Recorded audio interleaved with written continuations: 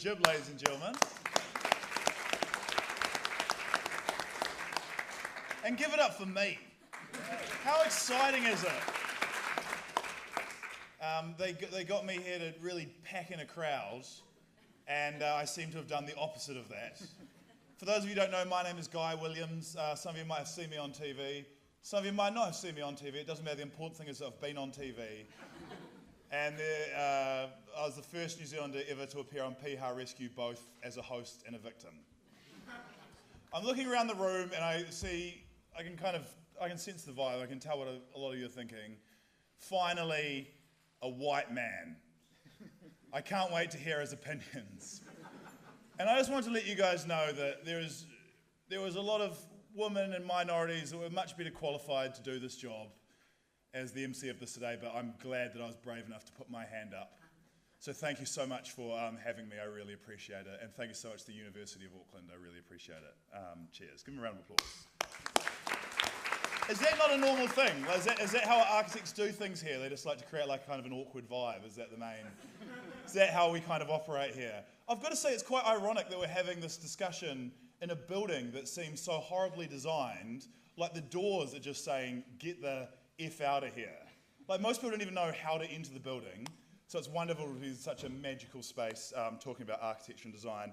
The event, of course, is called Fast Forward Autumn 2017, Doing Medium Density Well. I have no idea what that means. The people who came up with this are architects, not thinkers. Today we're focusing on the mayoral task force. We're asking the big questions, the most important one being, is it mayoral or is it mayoral? Does anyone know? No one knows. We'll never know the answer. One man's there is like, who is this twit? And why does he know nothing? Well, that's a good question. I told the organisers I know nothing about this topic, and they said, that's exactly why we've got you here, Guy. No one knows less about the topic than you. You're the man we want to ask the dumb questions. So I'm here, and I'm flanked by a wonderful panel. Please give it up for our experts, ladies and gentlemen. Nearest to me, we have Ockham CEO Helen O'Sullivan. Helen is from Ockham, and that's all I know about her, but I hear they're quite good. Give it up for Helen. We have Graham Scott from ASC Architects, and he's chair of the Urban Design Forum. Round of applause for him. Lee Beattie, head of the Urban Planning and Urban Design, head of Urban Planning and Urban Design here at the Auckland University. Round of applause for him. It's nice to applaud. Everyone's acting like it's such a big chore. And finally, a warm round of applause for Christina Bohayman. I've been struggling with that name. Did I nail it? I didn't. No. Bohayman. You forgot the van. Oh, Van Bohayman. Christina Van Bohayman, ladies and gentlemen.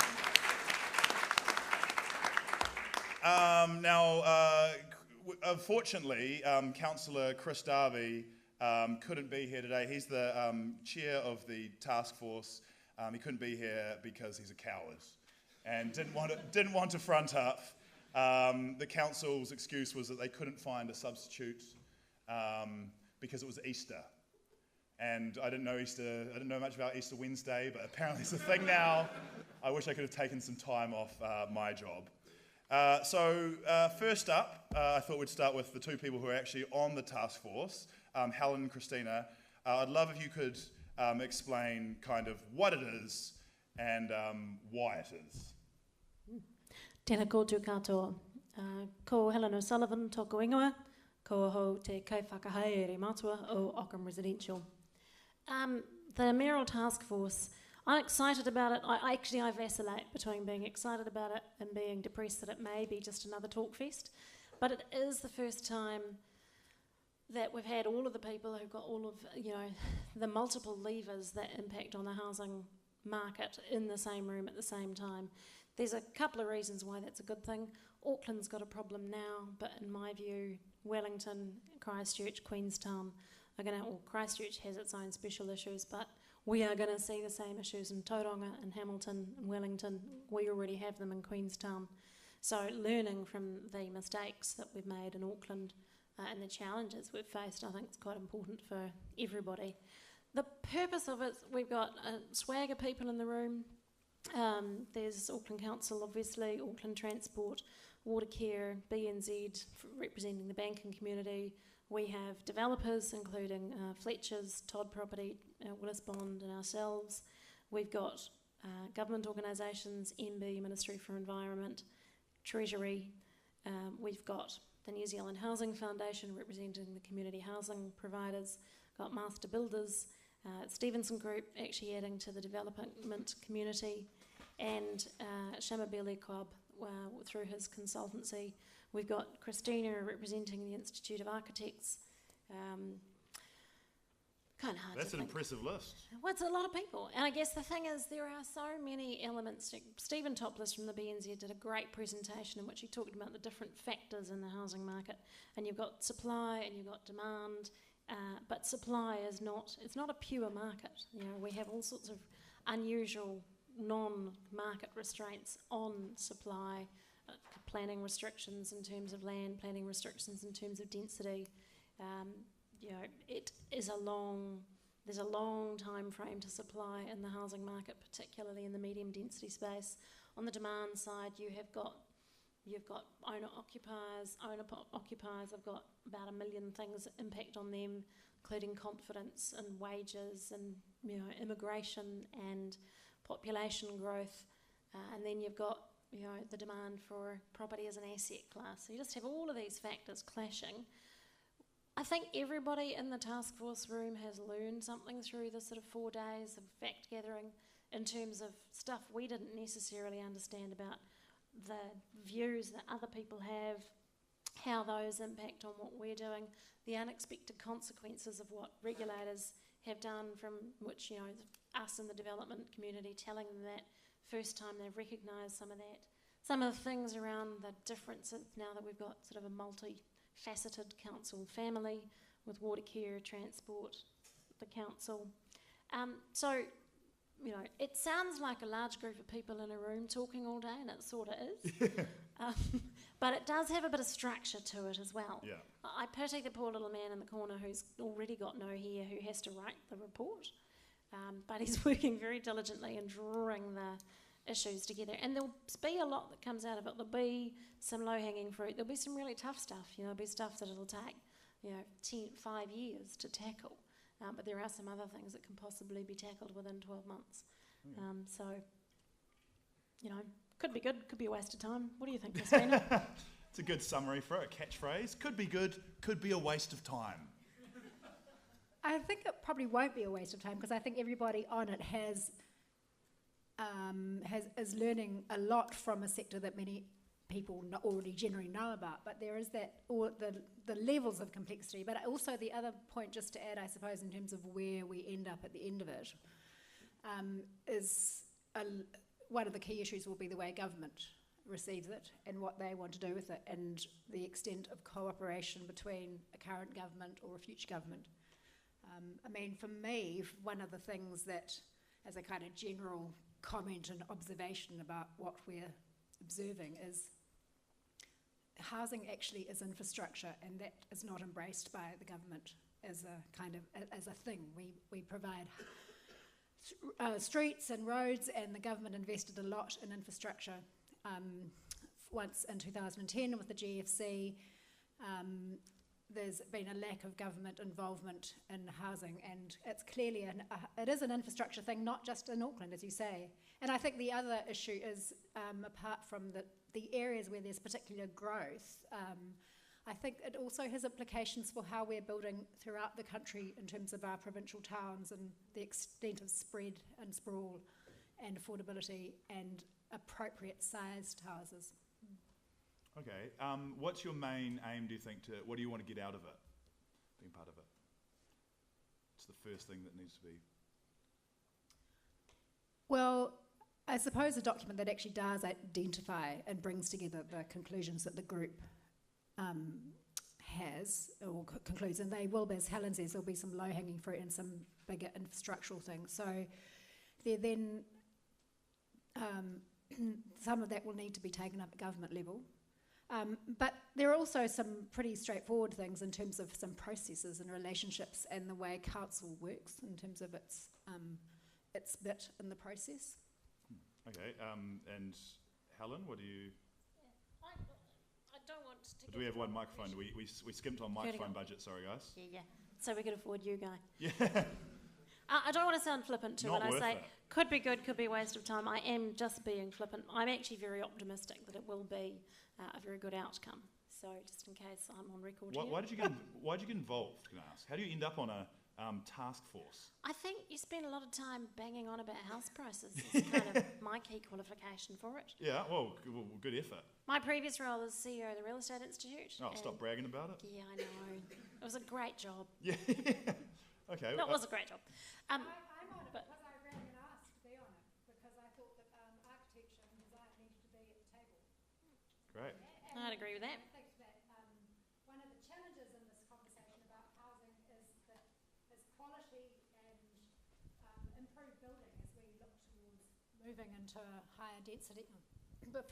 As we move into a more a housing form that is still relatively new, so there's a bunch of challenges there for everyone across the industry. And I think we were also asked to be on it because Ockham are, medium density developers. And it's really interesting, and I think has been interesting for the task force. There are huge differences in greenfields development versus brownfields medium density development in terms of the complexity and the timeframes and what the outcomes are and when you can expect to see houses turn up. And that in itself there are policy settings. Our entire structure, the building code from sort of there on up is built around low density housing, standalone housing, and that's, this is the big challenge for us, and the design parameters have tended to be focused on. So there's a whole bunch for us to learn, and hopefully learn quickly. Okay, well I worked on the Edge radio station. Probably a lot of you fans probably in here right now. But I realise there's probably a lot of national radio listeners here as well, and National Radio, Catherine Ryan, always with the pesky questions. She slammed it. She said that the task force was, quote, just another talk shop. So I open this to Graham and Lee as well. Is it? Do you think there's merits? I've sat through many of these sort of discussions, and with respect to what Christina and Helen have said, I would say it is another talk shop. I think we have a real structural problem in New Zealand about the interface between central and local government, and I'm pleased to see that there are some central government people on this task force. I didn't know that, but nonetheless, unless the government has bought into the whole idea, I don't see any future in it at all. We have, and it's not just New Zealand, there's a lot of countries in the Western world where the central government is sort of controlled by very specific sectional and factional interests. They capture the government, in effect, as has happened in the United States. And it renders the central government kind of powerless to do anything. I always remember in a talk fest like this, I once asked Nick Smith, why the government wasn't behind the CRL. This goes back some years. And his answer was simply, you've got to see what this looks like from Tasman, okay? So we have this problem that the central government is, as I say, captured by other interests, and yet we here have no funding base from which to make our own decisions. The rates thing is really difficult. You can't, anyone who tinkers with rates gets unelected real fast. And there's no other funding stream, and I think until we solve that particular issue, Auckland's going to really just blunder on as it is, talking. Okay, harsh words. This is going to be a fight afterwards. Lee, do you? Oh no, I'd actually agree with what Graham's saying. Just if we take a step back, we were told when we had amalgamation in 2010 that we needed one voice for Auckland to talk to central government. And so we went down that road, and it hasn't sort of worked out that way, and that's another issue. We can get onto the CCOs in a moment. But where was the one voice for central government talking back to Auckland? And if anyone, most of the people in this room will know, you try talking to central government, you talk to the Ministry of Education, which has a completely different driver to the Ministry of Transport and such like. So I think your point's really well made, is that problem of how central and local government actually work together. And I just want to go a little bit further than what Graham's saying. We'll talk about funding. We'll get onto this as we go through the night. But what is wrong with Auckland being able to tax itself to pay for some of these things? If you look at most successful cities around the world, they have their own sales tax mechanisms, or they have spatial taxes, or they have, heaven forbid, a hotel tax like you do in Vancouver of 15%. Why can't we do that? Imagine if we'd introduced, and I don't want to get into politics because it's both a left and a right thing to me, because I think both parties are in the same space. But imagine if we did introduce that fuels tax of 3 cents a litre, whatever it was going to be in 2008. Imagine how much money we would have had now, and would we have actually made any difference to us now? It would make no difference to us. 3 cents. Look at the price differential across the city between where I live at, 30 cents to going out west where it's 30 cents cheaper. So I think there's a whole heap of issues that we're not really talking about, the relationship between central government and the way that we're going to fund and pay for all this. Can I just say, oh, sorry. I thought that was a very good point. Nothing from the audience say. They're a tough crowd. Do people agree, disagree with the tax idea? Because I thought that's something I haven't heard before. Is that a crazy idea? And Helen and Christina, do you want to defend? You've been a bit attacked there. Well, I just wanted to say, I'm maybe not as harsh as Graham in terms of the talk fest, because I do agree that in New Zealand we talk a lot. What do New Zealanders do? They form a committee. They don't do very much. That's part of our problem. We're very good at making plans, but not implementing plans. We need a decisions person we Trump. We do. Well, probably not that far, but we do need some action. But I do think it's actually good to see, from my understanding, this is the first time you've got these players around the table, and I think that's, for me, a powerful thing. Okay, that's a good point. Christina and Helen, do you want to defend, or? I mean, we're sitting on the mayoral task force. We are not, it doesn't make us responsible whether or not the task force does or does not achieve something. At the end of the day, we're there to help identify the issues, put them out on the table. You're right, it's absolutely fundamental that central government be there, because they have so many of these levers, but they are there and they are engaging, and certainly I'm encouraged by the level of engagement and buy-in from the representatives of central government agencies that are there. End of the day, it is giving the Mayor of Auckland, I think realistically, Auckland's amalgamation was one of the most epic things we've ever embarked upon. And one thing I do keep thinking as we're sitting in the room hearing about the issues is, my God, thank goodness at least we're only dealing with one council, not 5. Yeah.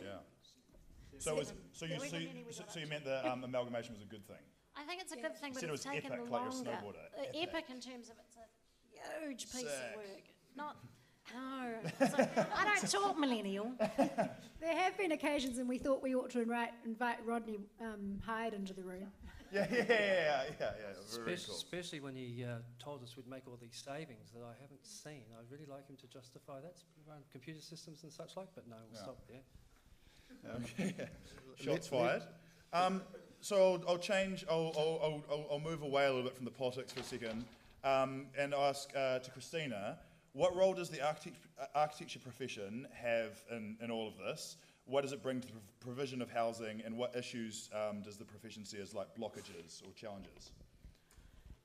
Well, I think in terms of where this big picture discussion is going, we are a factor, but we're coming in at this sort of second level of the discussion. We have a role to play and are more engaged these days in urban planning and master planning, and the way that we can creatively design neighbourhoods, and both urban and suburban. So that's a great opportunity, and we also have a duty to our clients, but we have a duty to the future occupants of the houses and the communities that they will live around them to design well and design in a way that, as it's been already noted, that New Zealand is traditionally a single family housing community. So we have a new way of living, and we have opportunities and obligations to learn more about how we do accommodate people in multi-unit dwellings and how we build better. And that's a collaborative exercise, which is a bit of a challenge with the building industry, which is used to building with sticks and in much the same way as Helen's already talked about traditional housing. You're talking about the communities and stuff like that. What do you reckon about Flatbush? Has anyone been to Flatbush? It's messed up. I don't know, what, it was the architect who designed it in here or something like that? I think there was an engineer involved. Yeah. But Flatbush, for people who don't know, Flatbush was built, it's out there by the brewery, way out south, and every house looks exactly the same. They're kind of styled like England or something like that. It's quite a bizarre look for being quite rural almost, but it doesn't look very New Zealand at all. But what was telling for me is when it was built, they set a TVNZ show there called This Is Not My Life, which was a dystopian horror film. So that's always a bad sign if you're an architect, I think, if they set a dystopian horror inside the place that you've just built. It must have been a real knock to the old ego. Sorry, Helen, I interrupted you there. Sorry, Christina, sorry. I'm not going to be an apologist for Flatbush, but I think that one thing that Flatbush does reflect is the lack of coordinated planning. It's been built without any decent PT out there with the road structure going in, a narrow bridge that you can't get a bike lane across, and all sorts of points like that. I mean, I think it's an interesting exercise, as probably only that in Albany that I can think of as kind of new communities that have been purpose-built from scratch as a kind of town centre. And it's better than Albany, but... Okay, that's the Flatbush's new slogan, it's better than our Albany. It's not, okay. I feel like I'm making it too negative. What about the positive? What are the areas where we're like, damn, they're nailing it there in Sandringham or something like that? Is there an area where it's blowing up? Is there this has nothing to do with Sandringham, but there is a positive, and lest I came across as rather negative before. You came out with hot fire. Has anyone read the Productivity Commission's report on better urban planning? Yeah, excellent. I've read the Wikipedia. Because they introduced, there is a clause there where they say that the government should, and this is a government body writing this, positively investigate road pricing, unimproved rating values, which would encourage development. The council being able to sell development rights over and above what's permitted in the district plan, and some mechanism for councils to capture the value uplift of land that increases in value as a result of infrastructure investment. And I thought that was, at last, I mean, that's been said, that sort of stuff has been said in Auckland before, but that's the first time that I'm aware that a government body has said so. And Infrastructure New Zealand, which is a really interesting organisation as well, got quite excited about this and said that a Royal Commission was needed into the whole thing, similar to the Royal Commission on Auckland. And, you know, I think that would be a damn good idea, yeah. Okay. Wouldn't that be another talk fest? The thing that is Royal interesting... Commissions actually do stuff. The thing that is interesting about the productivity report, and I've only skimmed the summary and chapter 8, which is talking about urban issues in particular. And we were given a presentation the other day, and I was amused that, that there's a paragraph called Better Planning Future and Better Quality Plans. But there was no indication about better quality neighbourhoods or any way. There's very little, if anything, in the report that talks about how we ensure quality neighbourhoods, but we might have quality plans. How do we ensure quality neighbourhoods? We don't know. Yes, we do know.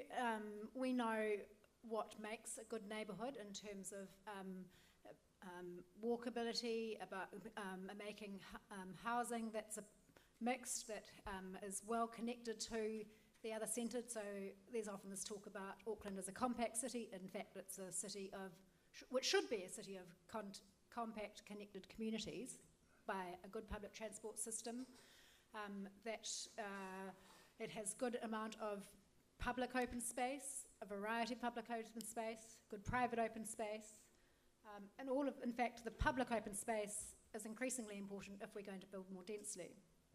It's like you're listing all the things that Auckland is not. Can I just pick up 2 points there? Firstly, the Productivity Commission, there's a lot of critique and criticism about what they did, and you can go into that, but I think there were some positive things that come out of that. I think I agree with Graham. Something that's always frustrated me here in Auckland and in New Zealand is that we've never looked at the value capture uplift. If you look at other all cities around the world, that's what they do. They fund infrastructure, they fund public space, be it community space, be whatever it is, through the value capture uplift. We just throw away those development rights and we just don't capture any value for it. So I was actually really positive, and I think that's a really positive thing. It's unfortunate the council's chosen not to go down that road, and I don't know why, because to me it seems like a really easy win. I mean, it is complex, but it is a way that we could actually start funding these sort of things. Could I give an example? In the early 2000s, the government announced that it was going to double rail the rail line between Newmarket and Henderson. And Motu did a study on this and found that property values within 100 metres or so of the rail line, the aggregate uplift in value just at the announcement of that plan exceeded the cost of the rail upgrade by some 10 times. In other words, all the properties along that rail line jumped in value at the announcement by some $400 million or something, a huge amount of money. And that value just goes to the private landowners as things currently are. Which is, if you look at cities that we hold up as, Vancouver's got its problems with affordability, which we can accept.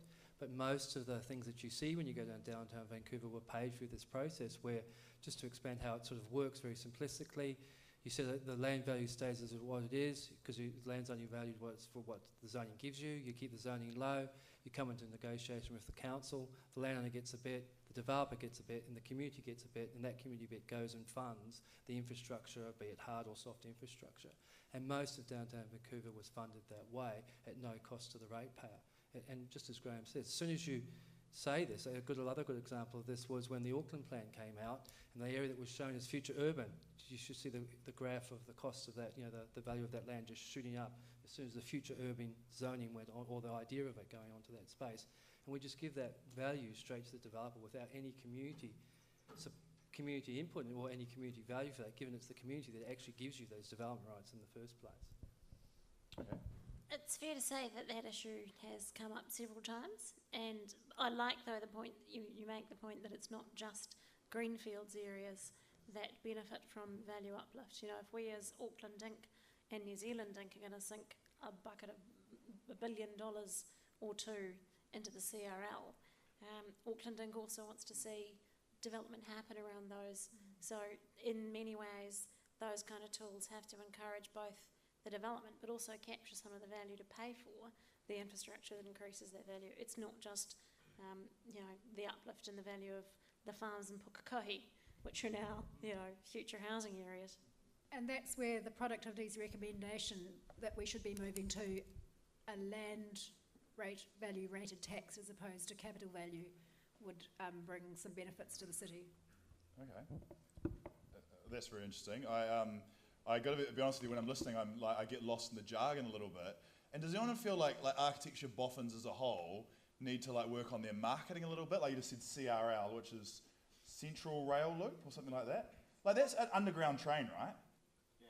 I know it sounds basic, but I don't think anyone in Auckland knows that that's what they're doing. They're building an underground train.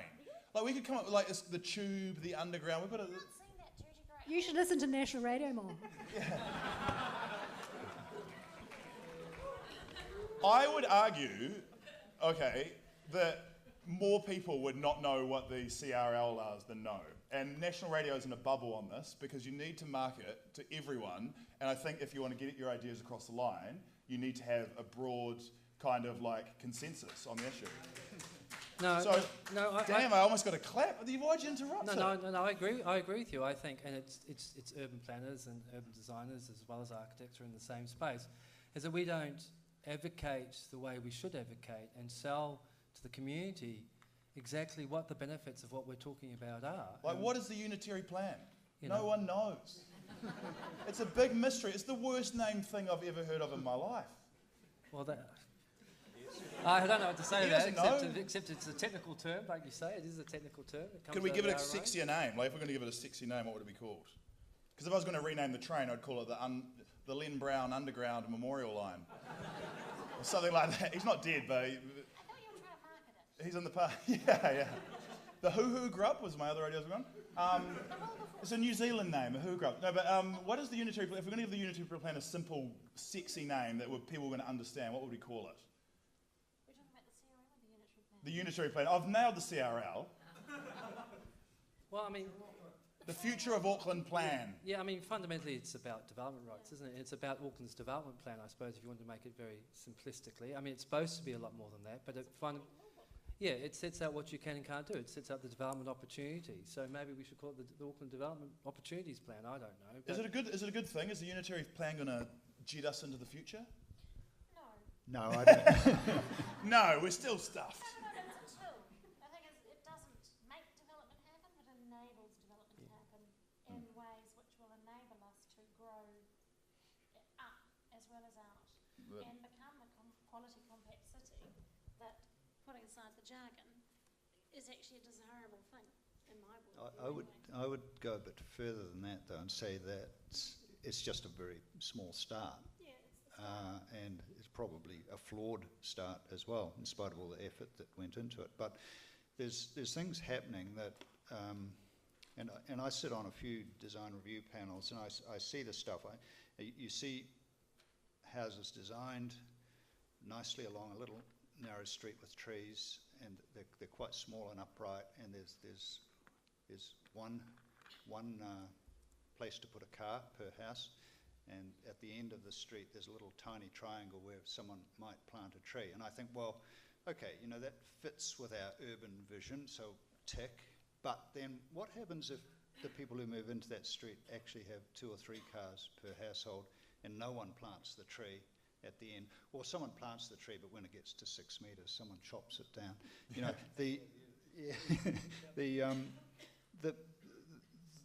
The whole livable city thing needs a whole nother layer beyond the unitary plan, and it does relate to infrastructure, which is where we started tonight, so that people have a realistic chance of doing with one less car in their household.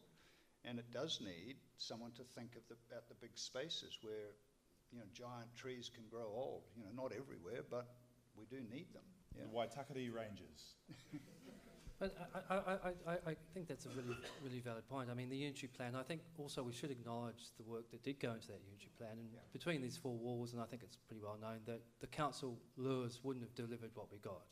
And I think we have to accept that the system, that the independent panel gave us more development opportunity than we would have got out of the council. And I think that's a positive step.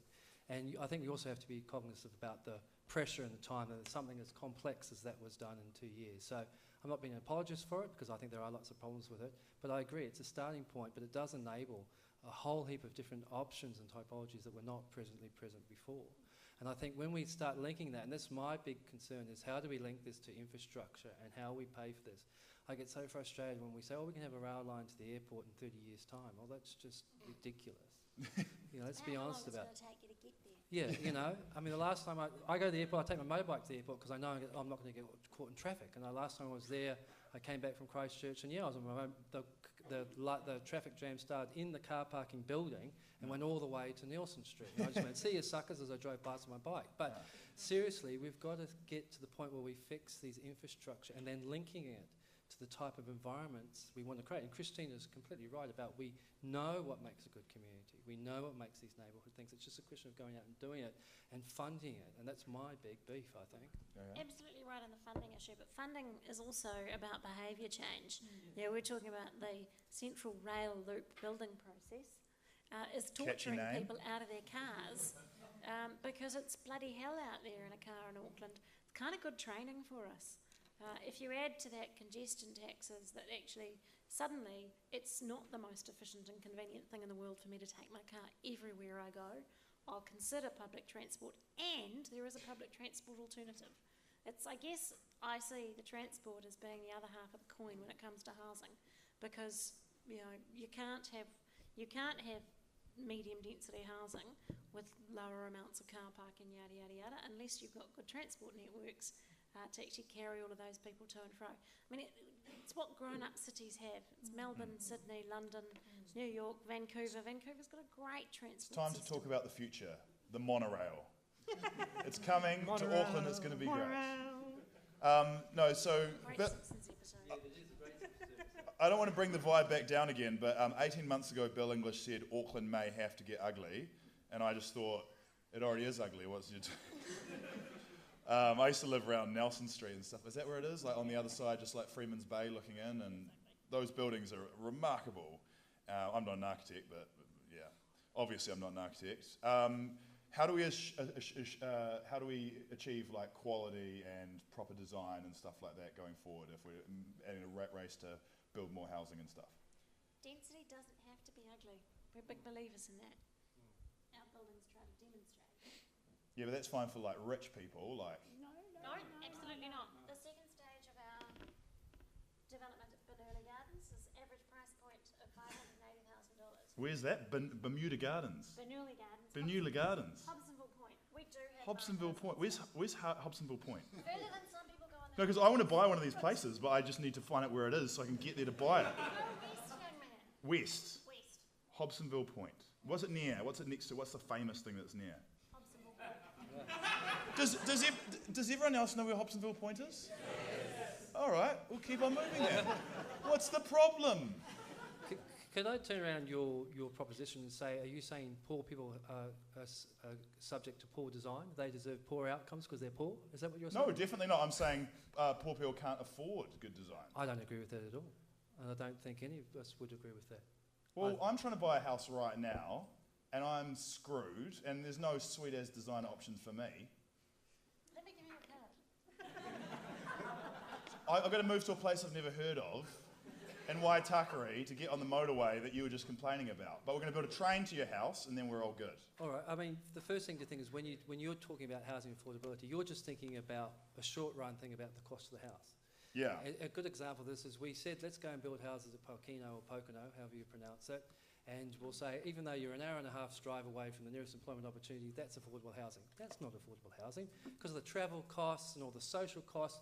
There's a lot of work that goes about social disconnection of people who, you go into, let's be honest, poorer parts of the world, and there's really good examples west of Penrith and out in Western Sydney where housing estates where there's only one car, generally the male takes the car to work, kids are left there with their mother, social deprivations, the nearest shop is 3 k's away, they can't afford the bus fares, all these types of things. So when you talk about housing affordability, it's just not the simple cost of the housing, it's all the things that go with that. And I think we don't engage in that discussion enough. Okay, well, I'm not the one trying to prove my point yet. You're trying to prove your point. Can you convince me that poor people can afford good design and housing affordability and stuff? Well, if we're talking about multi-unit housing, this is where I think it's a really interesting opportunity for the design professions, because many people typically in New Zealand would live in a group housing house in a suburb. That's the kind of traditional delivery of housing. Now we've got the opportunity when we're building for multiple families within buildings, there is a higher requirement to design in a different way and more and innovatively and creatively, and that doesn't. I think the really important thing is not to get hung up on aesthetics, because Oh, so now you're telling me to lower my expectations. I wanted great design. I want it. Yeah, no, I agree, and you deserve great I design. deserve it. Yeah. But you guys made a big statement to me that if you're poor, you can afford good design, and I just don't believe it. I think you're dreaming. We've got properties at Set, they're $430,000. It's in Avondale. Are you just mainly just advertising your businesses? My point is, they are not 3-bedroom houses with a garden. Yeah. They are 46 to 50-something square metre apartments. You can't tell the difference in the design because the whole building is designed and the whole building looks good. The individual units, the $430,000 ones, don't look any different other than being smaller than the $700,000 ones. The issue, and the community has been designed such that there is a residence area and there's communal garden space, and you combine the car parking instead of having a little box for every car, and you combine the green space instead of everybody having a little chicken coop. That's where density and doing density well can actually deliver great design at affordable price points, but we have to accept that it isn't going to come with 3 car parks and it isn't going to come with a big garden.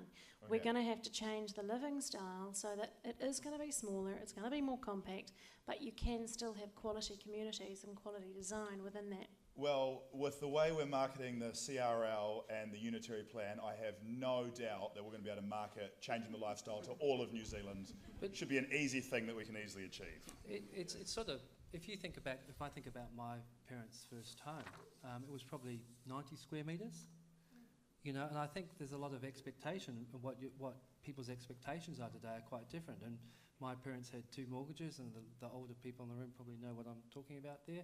2 mortgages, interest rates were higher, but their expectations were a lot lower. So for me, it's also being realistic in what you can actually afford as your start-up house. You know, we all can't move into huge 3-bedroom houses first up. And our my parents' generation never did that. They started with smaller houses and they worked their way up through the system. And I think that's an interesting point to me, that we've got to be more realistic in what our expectations. I see a Westpac commercial with these two lovely young people standing in front of a house in Herne Bay, not far from where I live, and it's probably worth $2 million. And I thought, who's going to loan those young people $2 million? You know, it's that expectation thing. I think is part of this equation as well. Is what do we expect? And our standards have certainly increased over time. Okay. And I wonder. So everyone out there, lower expectations. No, I'm not saying lowering expectations. I'm just saying it's be realistic. Realistic. Yeah. I think realistic and lower is the same. No. Okay.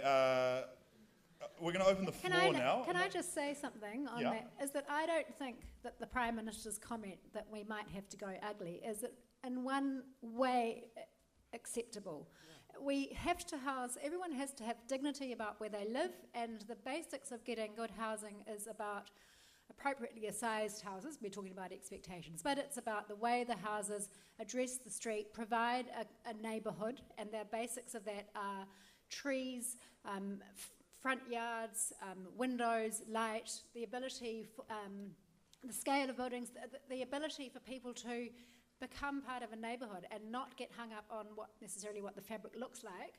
But I mean, by which I mean, we're not talking about everyone needing to be in home of the year apartment buildings, but to have good housing, and that can be quite simple and plain, but well designed. Yep. Okay. I'm semi-convinced. We're going to open the floor to questions now. So enough of my crap. If you guys have questions, we got one straight away. We're off to a flyer. Just on that last point, I thank you for being here. I'm just quite interested in how do you legislate good design? If it's all about legislation forming the kind of the criteria or potentially the constraints for architecture. How do we legislate a good design practice, or at least a best practice in architecture? You don't. I don't believe legislation is the answer. The unitary plan teams debated this at length and did try and incorporate some quality type measures into the unitary plan. Things like minimum room sizes and ceiling heights and orientation of outdoor space and that sort of thing, but it was all swept away by the commission that looked into the unitary plan, and so we're left with what we have. Is there no minimum ceiling height? No. Whereas I'm 6'5". Doomed. But I do think that I'm a huge fan of design review, and I think that the complexity of designing the sort of spaces that we all want at the density that we're having to do it at now because of land prices is the only solution to ensuring good design on these smaller sites is design review, where a team of people who are experienced in this sort of stuff sit down and look at the specific proposal and make comment on it. And that has worked really well at Hobsonville Point, and I know heard great things about Hobsonville Point. It's blowing up. It's a hot area. No, you should drive out and take a look. It's impressive. And you can catch a ferry? yes, Not on the You have weekend. ferries? Only on the week. You can't go on there on the weekend by ferry. Okay. All right. Well, that's a start, though, isn't it? That's positive. there's no infrastructure funding to run it. The model at Hobsonville is now being rolled out to pretty much Tamaki and Northcote is Mount Roskill, and I see that as a very positive way forward. So to answer your question, I don't think legislation is the answer. I think design review is the answer. Can I comment on that from a developer's point of view? We do like the urban design review process because you can't legislate good design and by, putting in lots of rules about must be X, must be Y. You don't allow for the outcome that actually doesn't do that but still achieves a good design outcome. You've also got to bear in mind that it does come down to economics, and one of the points I think is a good one that was raised at the housing review panel was you can take it too far. If you're living in a garage in Mangere, do you really need 6 Homestar for the house to be comfortable, warm and dry? And have we, by introducing a lot of this legislation around, which is intended to provide quality, but is it adding unintended consequences and unintended costs that are adding to the price of housing in an invisible way? And I don't, those aren't necessarily the two extremes of the argument, but it does come down to economics. And as developers, we still have to build something that is acceptable quality at an acceptable price point, which the market will pay for. And we've got a pretty good sense what people will and won't actually fork out money for. High roofs. Absolutely, access to light. Well, not high, but just above 6'5". We do figure if they're about this high, we're really limiting our potential market. Okay. Could I just say that the Productivity Commission did mention design review in their better planning report on page 440. You might it's my favourite page. You might like to look it up. But more than that, the CEO of Hobsonville Point, who's a very knowledgeable chap, is convinced that urban design review has made Hobsonville go faster than if it had to go through the normal resource consent process. And that's of huge value to developers. We would agree. Having done it on both sides of the city. Design review is actually one of my research areas. I'm just working on a paper on that right now. And Graham and I, should be honest, we are both on design review panels. We should come clean about that. I think Christina is as well. We're all, you 3 of us are on design review panels, so we should come clean on that about that. But another good example of that in a statutory sense is a place in Western Australia where they first rule is there are a whole heap of rules, but then the first rule is you can throw away the rule book if you come up with a better design solution. And that's the key thing about design review. And then that's in a statutory sense in Western Australia, and you have to go through 3 design reviews before you can get the equivalent of a resource consent or what they call development approval. And it has really added to the quality of the design of a new town centre out in sort of outer ring Perth. So I'd agree. I'd also say that you could create the best town planning or the best urban planning act in the world act, and you'd still have, I think, the same problems we have today. It's about the people involved in the process. It's all about people to me and the right skill sets to be able to administer these things. Okay. Do we have more questions? Keep on going up. Hi, thank you everyone. A couple of themes that came up were one about land value capture, another one was about orienting development with public transport infrastructure, and about having developers on board for the long term. I wondered what the mayoral task force has to say about these subjects, and or what the panel has to say as well. We probably can't talk for what the forum says yet because the report's still being written. But good answer. It's a secret. Well, it's so secret it's not been written yet. Yeah. Okay. What was the second thing that I just... Oh, it was about transit-oriented development. It was land value capture, transport-oriented development, and long-term commitment. Glad we got the mic at the end there. That really nailed it. We agree with it. Like, housing as infrastructure is one of our catchphrases because you've got to actually care what that thing looks like in 100 years' time to actually build it well today, we think. I think value uplift, we've talked about that a couple of times. On a personal viewpoint, I totally support there being some mechanisms around value uplift, and it can be in a couple of different ways, and it can be quite creative in terms of incentivising and encouraging development rather than incentivising and encouraging land banking, which is kind of the way the system works today. And I think that encouragement to do something with it, because right now your best bet if you own a large piece of land in Auckland is to sit tight and do nothing with it. Development is really scary, it's really expensive, the costs are going up, but so are land prices. If you just sit tight, you'll make much more money if you wait. And that's sort of how the mechanism works at the moment. Or again, I exaggerate for comic effect. Yeah, but that's really interesting. Yeah, very good. Did that answer your question? Vaguely? Oh, a satisfied customer. I was just going to comment on the lack of what's in other countries is called patient capital, where in Europe people build houses, you aggregate land and build housing estates with a sort of 30-year time frame. And that does not happen here, apart from perhaps Housing New Zealand.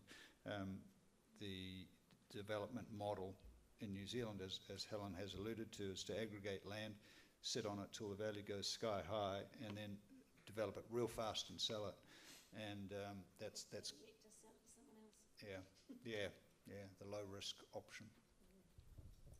A personal view I have on this is that I think that the government should probably be more involved, and that we ought to be thinking about what models the government could use for different forms of tenure. So by that I mean we're a bit obsessed with all owning our own house or apartment. So other options would be to facilitate people being able to rent at a reasonable level of expenditure, and that the government could do that if they invested in buildings but retained the land. So a couple of things there. One is there could be more rental accommodation, that is, and with that we would need to change our tenancy laws, because we're not very fair on tenancy provisions here in New Zealand, and and the other one is whether people might buy a leasehold. Now, leaseholds had a bit of a bad rap in recent years, but it would be, there would be mechanisms to ensure a long-term viability of that, and if the state retains ownership of the land, then that might be a more palatable way to deal with the reallocation of Crown resources or Crown assets. With the talk about that we might have an urban development agencies, which is to say the state might compulsorily purchase or facilitate the aggregation of land to make some decent land parcels. That might be a mechanism whereby there's a framework for development which would include design review panels, and therefore a kind of way to safeguard or try and do as much as we can to ensure that the quality of the housing and the neighbourhoods that evolve are of a good quality. Okay. What causes land banking? Or you're saying rising values, quick rising values. How do you stop land banking? Or did you explain that and I didn't understand it? Tax the vacant land. Yeah. Tax the vacant land. That's right. That would be an option, but that doesn't happen here, because at the moment people are just paying rates on their unimproved land value. Okay. All right. Have we got another question at the back? Good evening. Guy, you may be happy to hear that, as I understand, in New South Wales, the minimum ceiling height is 9 feet. I'm off. I'm ready to go. So you may be able to sneak into an apartment in Sydney. Well done. Just got a line to read from you from Wikipedia about the Town and Country Planning Act, United Kingdom, 1947. The Act provided that all development values were vested in the state. All development values vested in the state. £300 million was set aside for the compensation of landowners, which is about £12 billion in today's money. Any land would be purchased by a developer at its existing use value. After permission to develop was granted, the developer would be assessed a development charge based on the difference between the initial price and the final value of the land. That's 1947 United Kingdom. It's quite a staggering legislative instrument. what have we done in New Zealand in the last 70? And I should add to that, apparently, according to the Productivity Commission, that kind of provision was allowed for in our Town and Country Planning Act until, I think, the 70s. 77. It seems something that's due to come back. Town Country Planning Act, yeah. Well, so what was the question? Can we bring it back? What can we pull to bring this incredible uplift in land value back to the people who wish to live on the land rather than the people who owned it back in the day? I think you should be fair that the English planning system is fundamentally different to the New Zealand planning system, and also the English system has changed quite a lot since then. I don't think you'd be able to do that under the English planning system now. But yeah, as you said, we did have that opportunity until the 77 Act. To me, it's a philosophical issue about how we treat land ownership in New Zealand. It seems to me that we're more of a landowning democracy than another type of democracy. We seem to favour landowners over others, and that's the only way I can put it down. I think picking up Graham's point about we're getting kicked out. We're out, gone. Picking up Graham's point about the minister and the Honourable Dr. Nick Smith, he always brings it back to Tasman and always brings it back to his hometown of Nelson. Well, with the greatest respect to people of Nelson, that's not really where the pressures are. It's hey, I'm from Nelson. It's a thriving metropolis. Nelson's a beautiful place. It's taken off. It's quite expensive to live there. Yeah, but what I'm trying to highlight is that his frames of reference are back to this space instead of existing in this space. Please stop pressing the lights. You can't. Oh, you're stuck in here. Well, switch the lights back on. That's the first rule. So just to wrap it, I think it's a political decision that we've decided. Hey, round of applause though. That was a hell of an effort. That was a hell of an effort. It's a political decision we've made as a society not to do that, because we did have those tools. It's also under the RMA. We could run all those economic instruments that the Product Committee talks about in terms of road pricing. We could run that under the RMA if we wanted to. We just choose not to do it. You know, we could price roading, we could build it all into the structures. We choose not to do it. We know how much it costs to run cars down motorways at peak times. We've done all this work. It's all there. We just choose politically not to do that. It's there. So we need to put more pressure on the politicians. Yeah, that's the way we need to do that is educate people on what the problems are, and the way we need to do that is good marketing. Yeah, I take your point, Guy. We're terrible at marketing. Our ideas absolutely awful. But this is an election year after all, and some of these issues need to be aired to the wider electorate. They won't be. It's we're going to focus on immigration. And then your young people need to vote. Yes, absolutely. I vote. Yeah. That. But it does. But young people don't know the issues either, and that's why they don't vote. No. And I think sometimes politicians make it intentionally confusing to put people off it as well. Well, I mean, that's the frustrating thing, is that we're pushing all these costs off to the next generation. That to me is the real sad thing about this, is we're pushing all the costs. 30 years for our line. I might be here, probably won't be here, but we're pushing this off to my kids' generation and to your generation, and I think that's the sad thing for me, is that we're pushing these costs off instead of owning up to them now. I feel like I deserve it.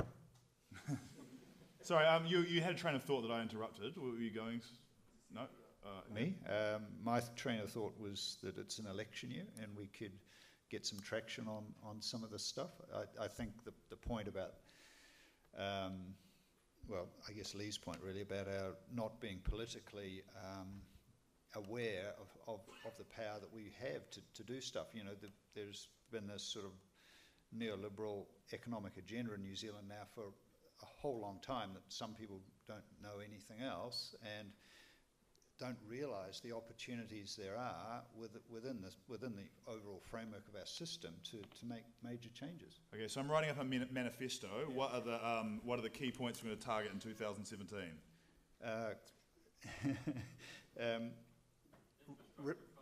Infrastructure funding. Well, I'd go back even further than that. I'd say the central government has to recognise the unique qualities of cities.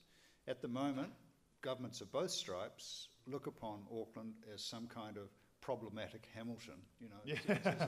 It's just not. They don't understand. The Productivity Commission did actually. The Productivity Commission said that cities, if run well, are the engines of economic prosperity. Now, that's the first time, again, I've ever heard anyone on the government side say anything like that. Okay. So hashtag make cities run well? Absolutely. And then just to get the bullet points of the things we're going to do to make the city run, infrastructure funding. Housing is infrastructure. Housing, no, I hate that one. I don't know what it means. Housing is infrastructure. We've said it all day. Housing is infrastructure. Housing is forever. Housing is forever? No, the point is that housing is as important as roads when it comes to making a city function. Yeah. And just for me, I'm sorry if I'm holding the group back, but when you say that, what exactly do you mean?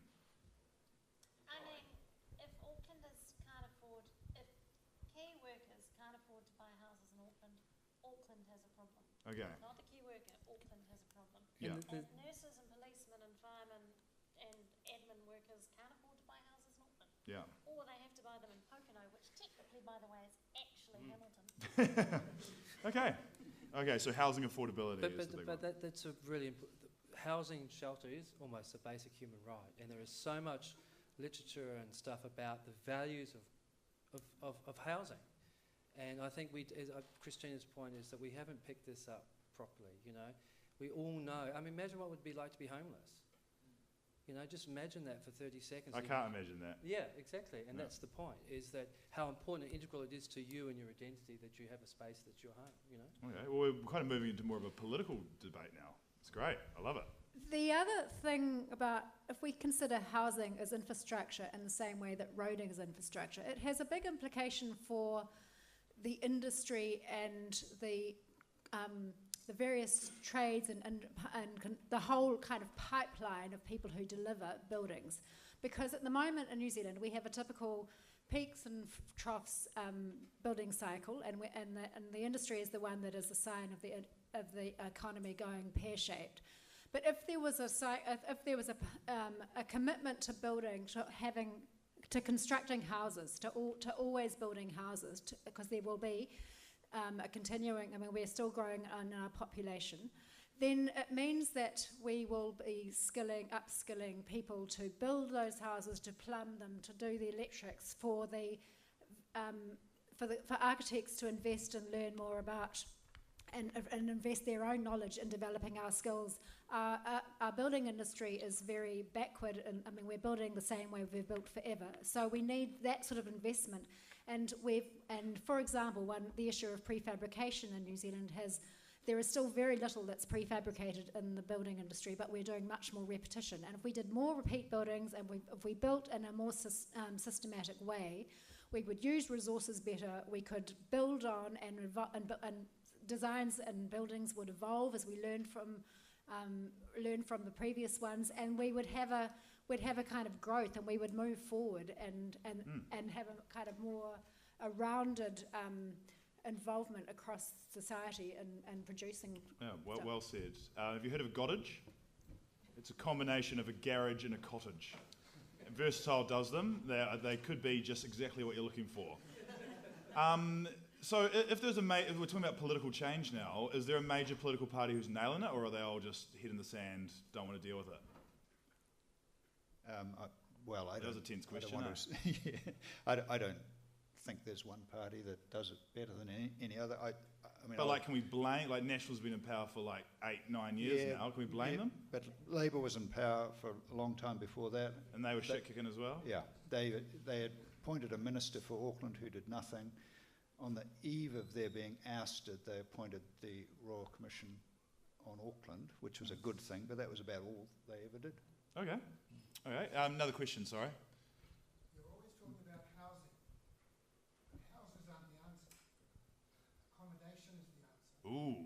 And has anyone in your committee pointed out that we have to plan for the future? Where are the next 1 million people going to be fitted in and around Auckland? Is that part of your consideration? I think that's the point. Where are these people going to live? They have to live. Hobsonville Point. But just picking up your point, it's just not housing, it's, like Christina talks about, the quality of our public realms, the open space, the employment opportunities, Where are people going to work? Where are people going to play? Where are going to people, move around? It's just not housing. It's that integrated package of community and neighbourhood building is what it is for me. Where are the next million people going to fit in Auckland? Is there any idea, or is that part of your brief? Not specifically. I mean, not exact. Other than the discussion about future land, and the unitary plan has seen more of our perimeter, the lands within the rural urban boundary made available for future housing. But the issue there, I mean, it just connects with the discussion before about the need for infrastructure. If we're going to do that, then we should be doing probably more brownfield and more inner city work. But actually, the numbers people say we need both. Okay. A few more questions. We're just about done. If you quick questions. Somebody gave me a microphone. Yeah, great. My question earlier was about, to you, is what proportion of houses are built by group housing builders versus which is the ones where you're heading off Guy up to live in Hobsonville Point, or further afield in the Waitaki Ranges with a house and garden type section, which you're looking forward to, and motorway travel and a bit of green, versus what Helen's and the medium density housing model works to, which has a different mindset completely for New Zealanders. Anybody know the proportion of house and garden builders versus medium density buildings that have been built in Auckland in the last 12 months? I would have to dig out the consent stats. Still the majority of housing is not medium density. 85% apparently. It's something ludicrous like that. So if we're going to try and build sustainable growth in a new type of city, like what Christine's talking about, we need to create a corporate building mentality rather than house and garden, GJ Gardner homes, not just to point anybody out, but that sort of model. I think one of the issues, with the New Zealand construction market is incredibly fragmented. And you've got sort of a handful of reasonably sizable players, and then you've kind of got daylight, and then you've got a whole bunch of smaller players. One of the things, though, I think is immensely powerful about the Auckland Unitary Plan, it's where we talk about the character flats, the opportunity to take a 700 square metre section and turn it into 10 units instead of 3 dirty great townhouses. And the same building companies that are doing those townhouses can actually tackle the 2 and 3 level density units with greater density. And that is one thing the Auckland Unitary Plan unlocks. That's about a mindset change, and I guess it's one of the reasons that we're having events like this tonight, because at the end of the day, we can't build them all. No one can build them all. It's actually about starting the conversation to encourage the big guys to build more, but the small guys to build more, but still the same form, still the same sort of challenge, still the same sort of space, but a lot more housing.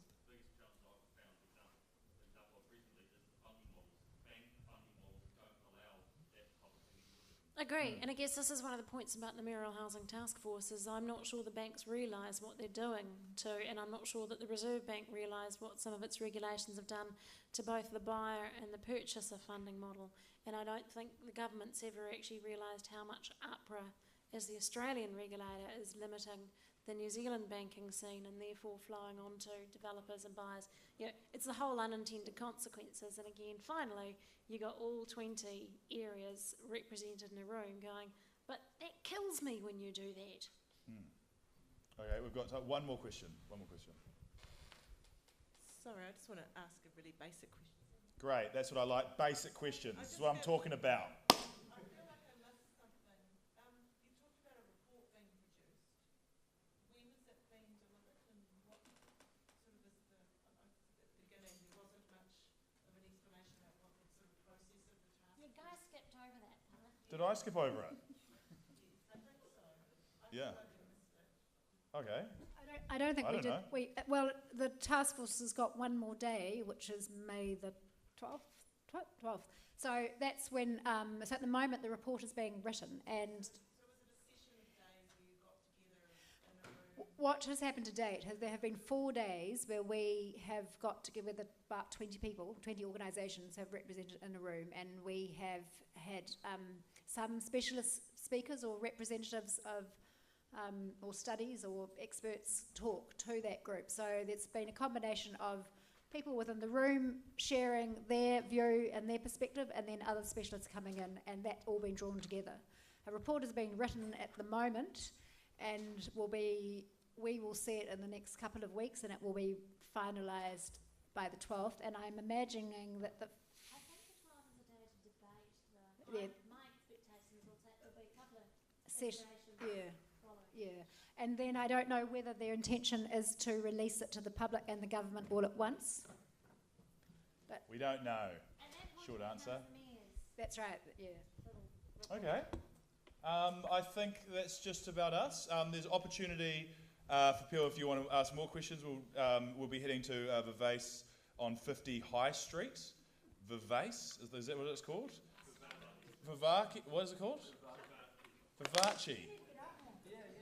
What did you say? I need to get out more. Yeah, I definitely do. Well, as soon as this is over, I'm heading straight to Hobsonville Point. And I think if we've learned anything, that's what we're doing tonight. Ladies and gentlemen, please give a huge round of applause to all our panelists. And huge thank you to the University of Auckland. I've been Guy Williams. Thank you very much. Good night.